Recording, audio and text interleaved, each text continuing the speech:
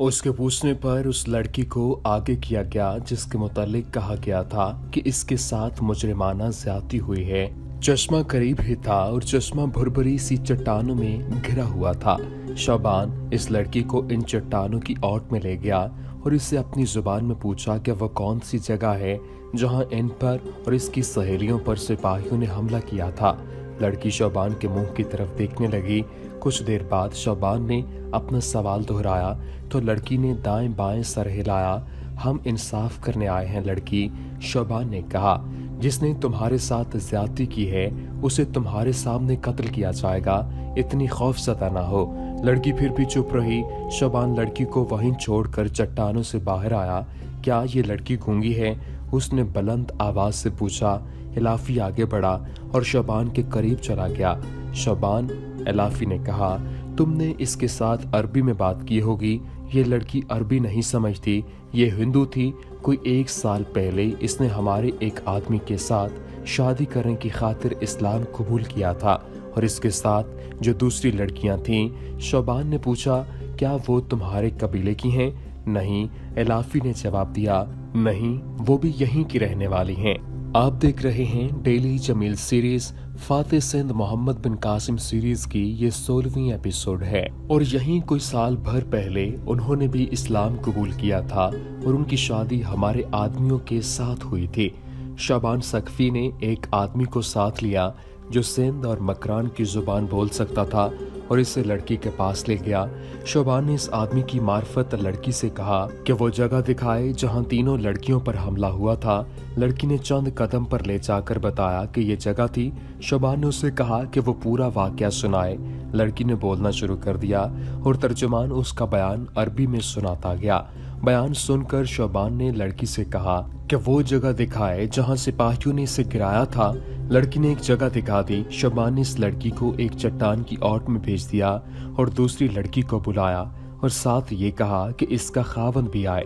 अरबों की जहानत और सुराग रसानी शुरू से ही मशहूर है। उनके ख्याली किस्सों और कहानियों में भी अरबों की दानिशमंदी साफ झलकती नजर आती है। अरबों के रहन सहन, रस्म व रिवाज और सकाफत के मुतालिक यूरोपी मुसन्निफों ने किताबें लिखी हैं। हर मुसन्निफ ने, खा वो अरबों के खिलाफ मुतासब ही क्यों न था, अरबों की अक्ल दानिश को बहुत सराहा है। इसके मुतालिक तो कोई दूसरी राय हो ही नहीं सकती कि अरब के लोग सहरा के भेदी थे। आज भी बुद्दुओं में ये जहानत और सुराग रसानी की गैर मामूली अहलियत मौजूद है। इसमें कोई शक नहीं कि इल्म फल्कियात को जो राज मुसलमानों ने दिए थे वो कोई और कौम नहीं दे सकी। ये कहना गलत नहीं कि अरबों ने खुला की सुराग रसानी भी कर ली थी। शाबान सकफी तो जैसे पैदाइशी सुराग रसां था। दूसरी लड़की को शाबान इसके खावंद और तर्जुमान के साथ चश्मे के दूसरी तरफ ले गया और इससे पूछा कि इन पर सिपाहियों ने किस जगह हमला किया था। लड़की ने हाथ के इशारे से बताया कि वो जगह थी। शाबान के कहने पर इस लड़की ने भी पूरा वाकया बयान किया। इस लड़की को दूर खड़ा कर दिया गया और शाबान ने तीसरी लड़की को इसके खावंद के साथ बुलाया और शाबान उसे एक और जगह ले गया और इसे कहा गया कि वो जगह बताई जाए जहां इन पर सिपाहियों ने हमला किया था। इस लड़की ने एक जगह की तरफ इशारा किया। शाबान के कहने पर उसने भी वाकया बयान किया। इस लड़की को दूर खड़ा कर दिया गया और शाबान ने तीसरी लड़की को इसके खावंद के साथ बुलाया। शाबान उसे एक और जगह ले गया। उसे कहा वो जगह बताए जहां इन पर सिपाहियों ने हमला किया था। इस लड़की ने एक जगह की तरफ इशारा किया। शाबान के कहने पर उसने भी वाकया बयान किया। इस लड़की को एक और तरफ खड़ा करके शाबान ने पहली लड़की को बुलाया और इसके खावंद को भी बुला लिया गया। इसका खावंद इस कदर मुश्तइल था कि गुस्से से उसका चेहरा सुर्ख हुआ जा रहा था। शाबान पर टूट टूट पड़ता था, लेकिन शाबान तहम्मुल और खामोशी से अपना काम करता रहा। शाबान के पूछने पर लड़की ने बताया कि वो इन 4 सिपाहियों को पहचान सकती है। चौकी के सिपाहियों को, जिनकी तादाद 12 थी, खड़ा किया गया। शाबान इस लड़की को इसके खावंद के साथ सिपाहियों के सामने ले गया और लड़की से कहा कि सिपाहियों को पहचाने। लड़की ने बड़ी तेजी से 4 सिपाहियों की तरफ इशारा कर दिया। इन सिपाहियों को दूसरों से दूर खड़ा कर दिया गया और इस लड़की को भेज दिया गया। दूसरी लड़की अपने खावंद के साथ शाबान के बुलावे पर आई उसने कहा कि वो एक सिपाही को तो बहुत अच्छी तरह जानती है और पहचानती है। इसे सिपाहियों के सामने ले गए तो उसने दरमियान में से एक सिपाही के सीने पर हाथ रखा। इस सिपाही को अलग कर दिया गया। तीसरी लड़की आई तो उसने कहा कि वो भी एक सिपाही को पहचानती है। उसने ज्यादा गौर से देखे बगैर एक सिपाही की तरफ इशारा किया। शबान ने इलाफी को और तीनों लड़कियों के खावंदों को अपने पास बुलाया और उन्हें कहा कि ये जो 4 सिपाही तुम्हारे सामने खड़े हैं, ये कल इस वक्त गश्त पर थे और लड़कियों ने जिन्हें मुलजिम ठहरा कर अलग किया है वो अपने खैमों में थे। शबान ने तीनों लड़कियों को भी बुलाया और उन्हें उनके खावंद के पास खड़ा कर दिया। मेरे दोस्तों, शबान सकफी ने इन सब से कहा, इन तीनों लड़कियों ने वो जगह मुख्तलिफ बताई है जहां इन पर हमला हुआ। ये भी सोचो कि सिपाही घोड़े पर सवार थे। क्या वजह थी कि उन्होंने भागने वाली 2 लड़कियों का पीछा न किया? क्या ये लड़कियां घोड़ों की रफ्तार से तेज दौड़ने वाली थीं?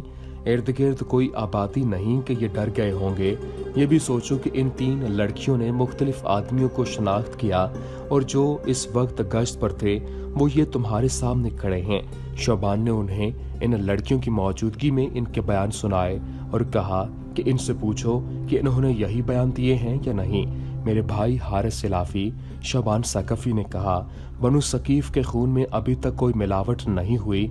अगर बनु उसामा खानदानी और खूनी दुश्मनी को भूलकर दोस्ती का हाथ बढ़ाता है तो बनी सकीफ का सालार अपनी जान देकर दोस्ती का हक अदा करेगा। क्या तुमने ये नहीं सोचा कि ये लड़कियां कुछ महीने पहले तक हिंदू थीं?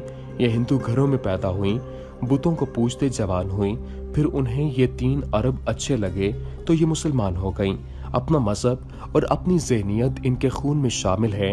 अगर ये मेरी लड़कियां होती तो मैं इनसे किसी और तरीके से पूछता कि बताओ सच क्या है और झूठ क्या है। ये एक ढोंग रचाया गया है हमारे और तुम्हारे दरमियान निफाक पैदा करने के लिए।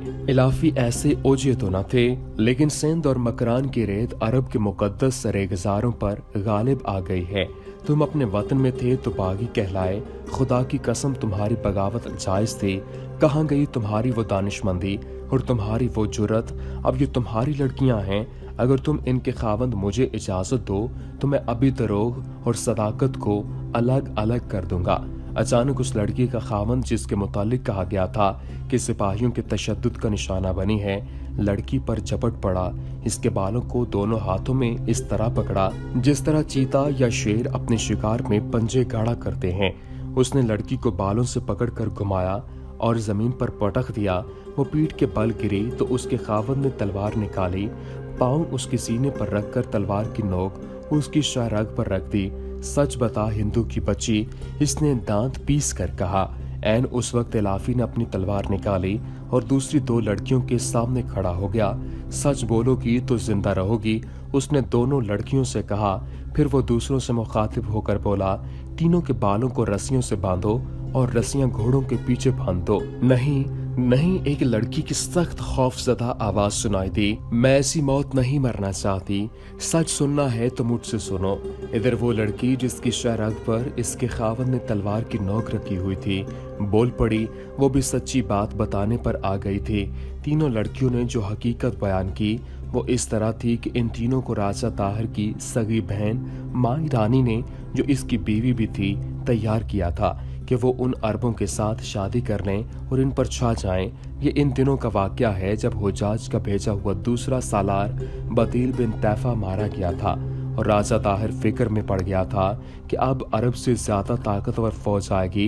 ये पहले सुनाया जा चुका है कि ताहिर ने हारिस को रजामंद करने की कोशिश की थी कि अरबों ने हमला किया तो तमाम बागी अरब इनके खिलाफ लड़ें, लेकिन इलाफी रजामंद नहीं हुआ था। जब मोहम्मद बिन कासिम की फौज मकरान में पहुंच गई और ताहिर को इसकी इत्तला मिली तो इसके वजीर बदीमन ने इसे मशवरा दिया था कि वो जमीन दोज तरीके से मुसलमानों की फौज को कमजोर कर देगा और इस खतरे को भी खत्म कर देगा कि मकरान में आबाद अरब हुजाज बिन यूसुफ की फौज का साथ देंगे। बदीमन को मालूम था कि माई रानी पहले ही ये हथियार इस्तेमाल कर रही है। इन तीनों लड़कियों ने बताया कि वो माई रानी की भेजी हुई औरतों से मिलती रहती थीं और ये तीनों जब सैर सपाटे के बहाने कहीं बाहर जाती थीं तो वो दरअसल माई की भेजी हुई किसी औरत से मिलने जाया करती थीं। उन्हें माहिरानी की आखिरी हिदायत ये मिली थी कि इलाफी ने अरब की हमला आवर फौज के साथ दोस्ती कर ली है, लिहाजा उनके दरमियान दुश्मनी पैदा करनी है। माहिरानी ने दुश्मनी पैदा करने का ये तरीका बताया था। इनकी किस्मत का फैसला हमारा सरदार हारिस इलाफी करेगा। एक लड़की के खावद ने कहा, तीनों को कत्ल कर दो। इलाफी ने कहा। तीनों लड़कियां चीखने चिल्लाने लगीं।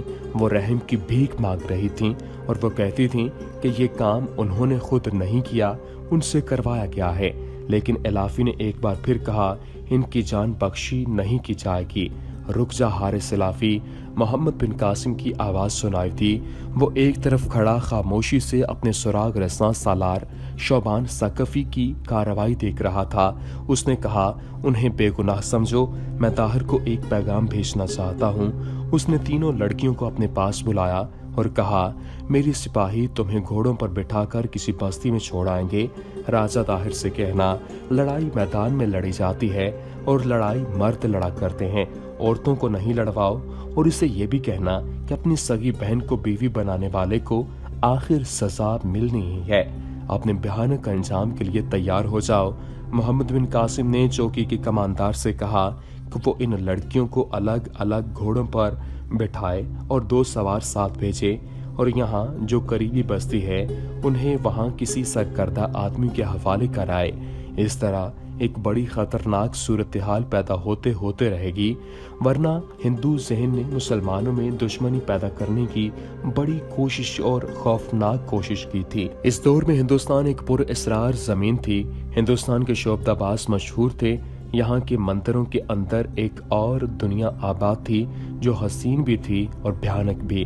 अरबों का मजहब और कल्चर हिंदू मत के बिल्कुल उलट था। जब ये 2 मुतजाद कल्चर हम मुतसादम हुए तो बड़ी ही सनसनीखेज कहानियों ने जन्म लिया।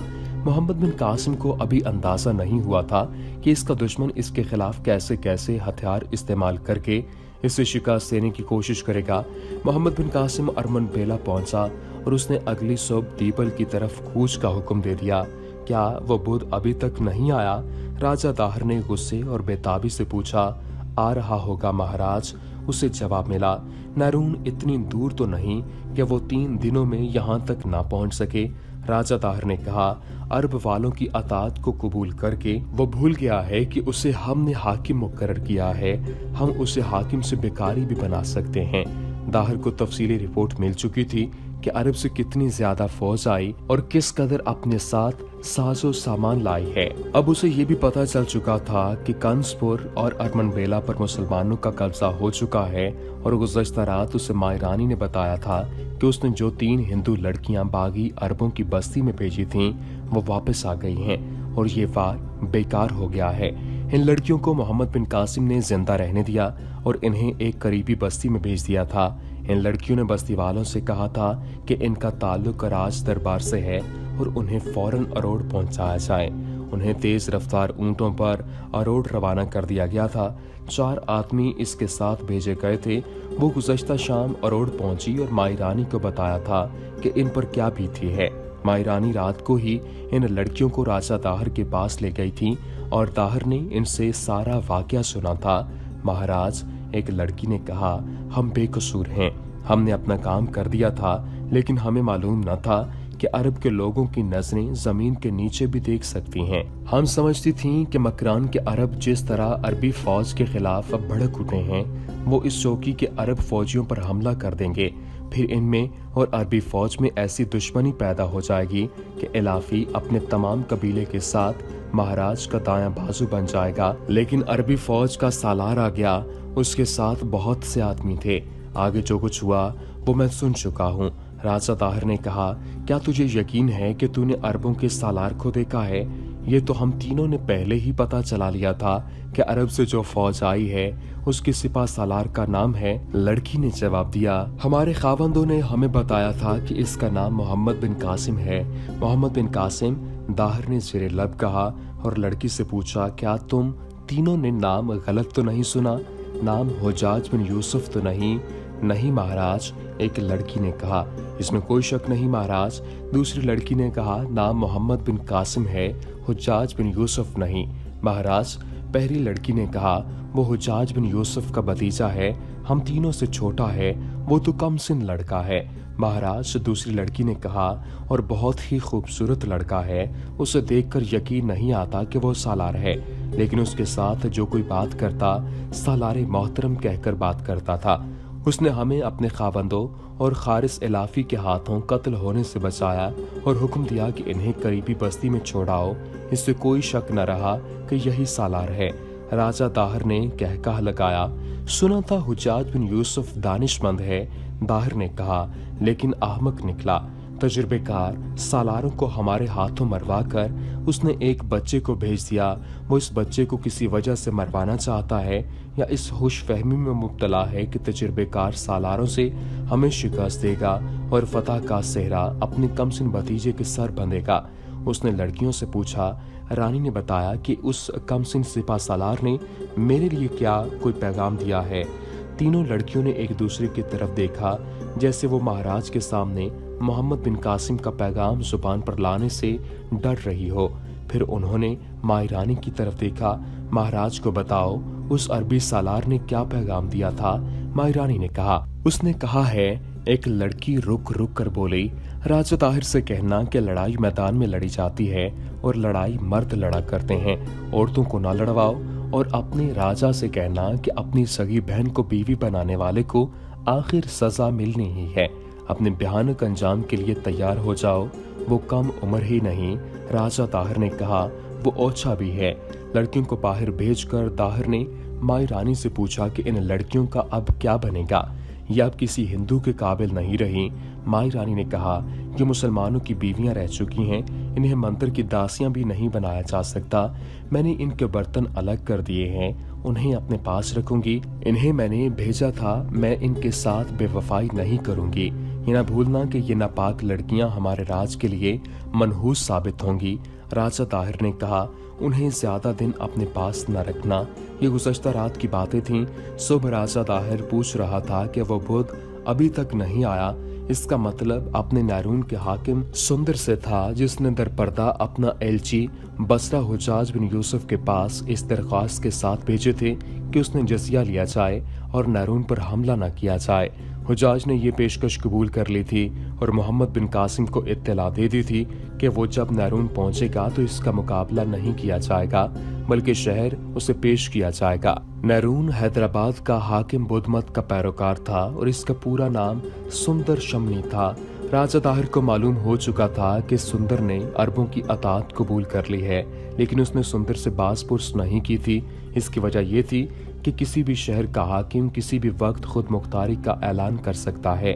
आमतौर पर ऐसा नहीं होता था, लेकिन बाहर के हमले की सूरत में अक्सर हाकिम हमला आवर की अतात लड़े बगैर कबूल कर लेते थे। दाहिर अक्लमंद राजा था। वो इस हालत में जब गैर मुल्की हमला आवर फौज इसके मुल्क में दाखिल हो चुकी थी, अपने किसी हाकिम पर जबर नहीं करना चाहता था। जबर से अपनी राजधानी से दूर किसी शहर के हाकिम को अपने साथ नहीं रखा जा सकता था। दाहिर को तवक्को थी कि अरब के पहले 2 सालारों की तरह इसकी फौज मोहम्मद बिन कासिम को भी दीबल से आगे नहीं बढ़ने देगी, लेकिन अब इसे सूरत हाल कुछ और ही नजर आ रही थी। इसलिए उसने सुंदर शमनी को अरोड़ बुलाया। सुंदर को 1-2 रोज पहले अरोड़ पहुंच जाना चाहिए था, लेकिन वो नहीं आया था। उसने राजा ताहिर के हुक्म की तामील में उठ दौड़ना जरूरी नहीं समझा था। राजा ताहिर पेचो ताप खा रहा था। उसने वजीर बदीमन को बुलाया। मेरे दानिशमंद वजीर, राजा ताहिर ने बदीमन से कहा, वो अभी तक नहीं आया। क्या मैं ये समझूं कि वो अरब के हमला आवरों से मिल गया है, अरबों से मिला है या नहीं? बदीमन ने कहा, वो महाराज से जरूर बेपरवाह हो गया है और वो आएगा जरूर। तुम्हारी अक्लो दानिश क्या कहती है? दाहिर ने पूछा। उसके साथ क्या सुलूक किया जाए? मैं अपनी हुक्म अदूली बर्दाश्त नहीं कर सकता। महाराज, हुक्म अदूली बर्दाश्त करें। बदीमन ने कहा, वो आए तो उससे न पूछें कि वो फौरन क्यों नहीं आया। इसके साथ ऐसा सुलूक करें जैसे वो आपकी टक्कर का राजा है। मैं जानता हूँ महाराज उसे क्या कहना चाहते हैं कि वो मुसलमानों की अतात न करे। हाँ, राजा ताहिर ने कहा, मैं उसे यही कहना चाहता हूँ। फाते सिंध मोहम्मद बिन कासिम सीरीज का सिलसिला जारी है। इससे आगे क्या हुआ वो आपको अगली एपिसोड में बताएंगे। उम्मीद करते हैं कि आपको हमारी ये वीडियो पसंद आई होगी। वीडियो पसंद आने की सूरत में लाइक कीजिए, अपने तासुरात का इजहार बजरिया कमेंट करें और हमारे चैनल को सब्सक्राइब करना मत भूलिए। वमा अलैना इल्लल बलागुल मुबीन।